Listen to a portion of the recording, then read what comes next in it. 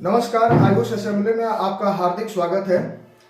मेरी माँ कहती थी ई इनार में के गिरी जे खूनी पहले उहे गिरी। मतलब कि एक आदमी कुआं खोद रहा था तो किसी पड़ोसी ने उससे पूछा कि अरे कुआं खोद रहे हो, कोई गिर जाएगा, कौन गिरेगा सबसे पहले। तो किसी दूसरे ने बोला कि जो खोद रहा है सबसे पहले गिरने की उसकी प्रोबेबिलिटी है, सबसे ज्यादा नुकसान उसका है क्योंकि अपने घर के बगल में ही कुआं खोद रहा है।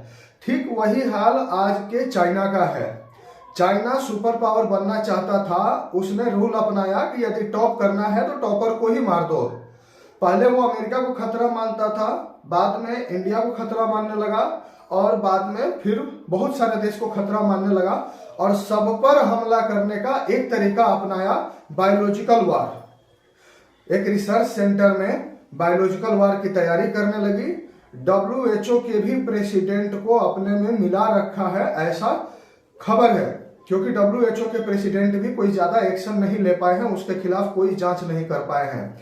अभी ताजा सूचना यह है कि हाल फिलहाल चाइना में कोरोना की लहर चल रही है और कितने लोग मर रहे हैं। 7 तारीख के बाद चाइना वो आंकड़े देना WHO को बंद कर चुका है। तो इसीलिए हमें मोदी जी से रिक्वेस्ट है कि चाइना तो मरेगा ही, उसकी बर्बादी तो निश्चित है। उसने कुआं खोदा है तो सबसे पहले वो गिरेगा ही गिरेगा, बाद में दूसरे लोग को देखा जाएगा कौन गिरेगा या बचेगा। लेकिन चाइना से सतर्क रहने की जरूरत है। उसके चाइना से जितने आयात हैं, जो लोग भी आ रहे हैं चाइना से, या कोई फ्लाइट्स जो है, डायरेक्ट फ्लाइट तो हमारी चाइना से है नहीं, हांगकांग के जरिए है। यदि दूसरे देश से होकर भी चाइना की फ्लाइट या चाइना में रहने वाले लोग हमारे देश में आ रहे हैं, या किसी देश से ज्यादा चाइना की फ्लाइट जाती है और उस देश के लोग हमारे देश में आ रहे हैं, तो बहुत ही सतर्कता से चेक इन किया जाए।